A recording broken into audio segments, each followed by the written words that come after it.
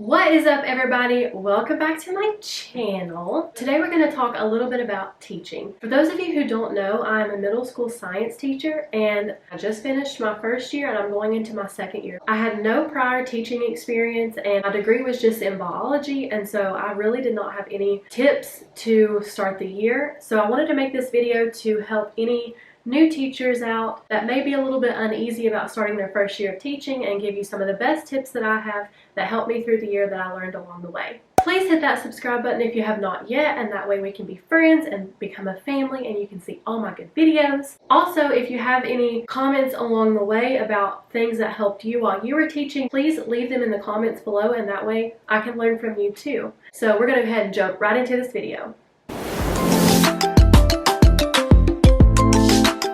So the first thing that I learned while teaching is when you start the year, you need to have clear expectations for what you expect from the kids. When you start out the school year and you don't have clear boundaries of what's right and what's wrong and what you expect for the kids to do, they're not going to really know. They're going to kind of come in and end up controlling your classroom, which you don't want. You need to make clear boundaries at the beginning of the school year and everything else will fall into place. Additionally, with those clear expectations, you need to make sure to stay consistent with those expectations, and as the year goes on, you can ease off, but make sure up front you have clear expectations for the kids and you stick to them. My second tip is probably something that you don't really think about a lot, but I learned that it allows the kids to understand that you're human too, is when you make a mistake, just tell the kids. Say, you know, it's my bad, like I totally was wrong. This happens a lot. You think your teacher knows everything, so if any of my kids are watching this, I don't know everything. But when you make a mistake, just let them know. They will end up having a lot more respect for you in the end, and things just tend to go smoother when you're up front. This also goes for other faculty members. If you mess up, don't be afraid to tell them so. Multiple times this year, I've let my supervisors know that I have messed up with something. They respect you more, just like the kids in the end, if you're up front and you let them know, than trying to hide it. It never, ever, nothing good can ever come out from hiding something that you've done. My third tip, I want to jump into parents. Parents can be overwhelming at first. Trust me, I had a rough time with them this year at the beginning because I was new. They didn't know me. They didn't know anything about my personality. They didn't know anything about the way that I was teaching, and I came right out of college. So I was very strict on the kids when I first got there because I didn't know any better. However, through the year, I got much less strict and I learned what the kids are capable of and what they're not capable of, and that's okay. You learn along the way. But be prepared whenever you start your first year. You're going to have a lot of parent conferences. Just like hiring a new babysitter, the parents are uneasy at first, and that's okay. You just have to go in and you have to be yourself and you have to give them the most honest opinion of whatever they're asking of you. Also, you want to send happygrams. Happygram is a positive email that you send throughout the year to the parents when their child has done good. Emails should not always just be bad. That way you form a better relationship with the parent. You always want to maintain an open line of communication. When you are sending a happygram, you are establishing positive relationships with the parents, and that way when it comes to something not so good, they know they can trust what you say. My fourth tip is talking about a syllabus. The best tip that I can provide with a syllabus is have a great one. In the beginning, this kind of falls back to having clear expectations for what's expected of the kids. But in your syllabus, you need to lay out clear guidelines of how things will be graded, what your late policy is, what their schedule is kind of going to look like in your class, etc. You also want to include some fun things that you allow the kids to do along the year so they can have something to look forward to, because let's face it, not many kids love school. So make it fun for them, have a good syllabus, and that will start your year off right. The next tip that I can provide is organize everything. This is so important. I'm a very organized person, so this was not difficult for me, but some people have really bad organizational issues, and that's okay. Just try your best to keep everything organized. Each quarter I had a binder like this one, and they're all labeled quarter 1, quarter 2, quarter 3, and quarter 4. And in these binders, my classes are listed as follows. And then everything we did that quarter is in order by class in this binder. So going into my second year, it becomes really easy because I already have everything lined up for myself and everything is good to go. I also kept a folder on my computer that has all the PowerPoints and all the digital worksheets and everything like that separated by class. So whenever I go to look for something, it's very easy to find and it's not difficult at all to retrieve. The second notebook that I had was this one right here, and this is initially what I used for my lesson planner. That ended up not working out, and using a spiral lesson planner worked out much better for me, but that's not the only thing that I kept in this folder. This has every piece of information that you need to know about the school, anywhere from your mission statement to parent emails to important events. Everything you could imagine is in this binder. So anytime any of the other teachers needed to know something, I had it right here. You want to make sure to provide yourself your schedule, because let me tell you, you forget. I all the time forgot what classes that I had, so I made sure to print out a schedule of the classes that I would be teaching.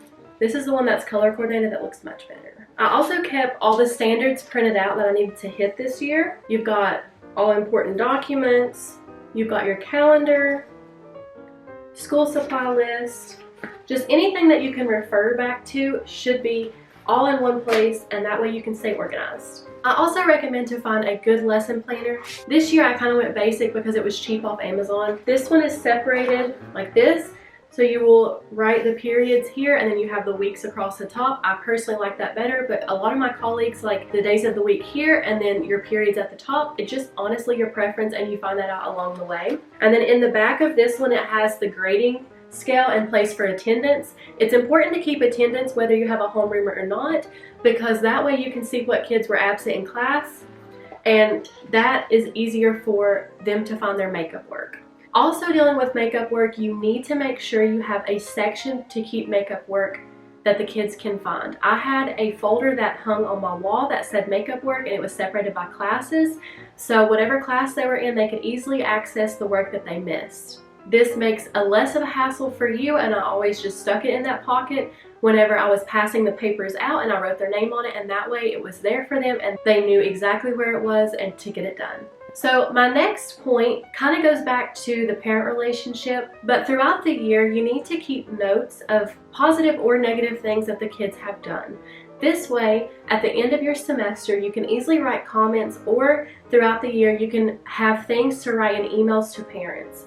This is important in establishing that positive relationship between you and the parents, because you have personalized an email or personalized a comment with things that the child has done successfully throughout the year. Number 7 kind of makes me laugh because you don't even realize that you're doing it, but don't stress eat.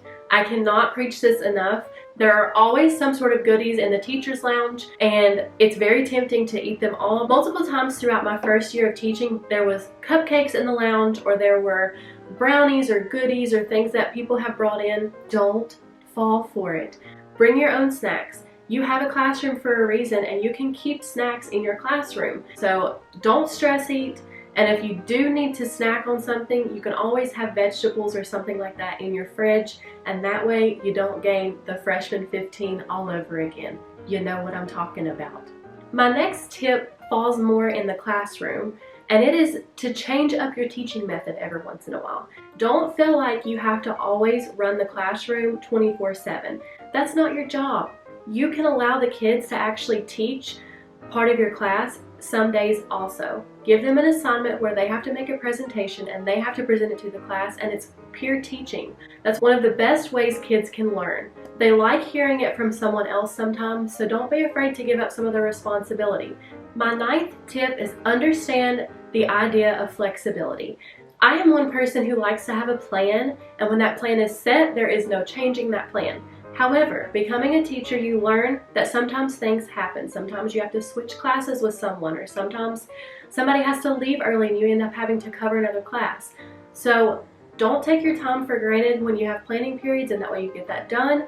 And also understand that things are going to change. You should always have a backup plan in case something doesn't go your way.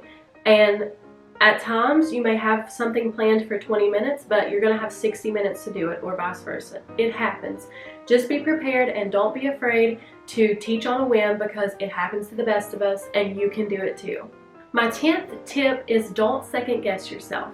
A lot of times, teachers will become overwhelmed with things that they can't control, and that's understandable because, like a lot of us, we are all organized planners, and that's okay.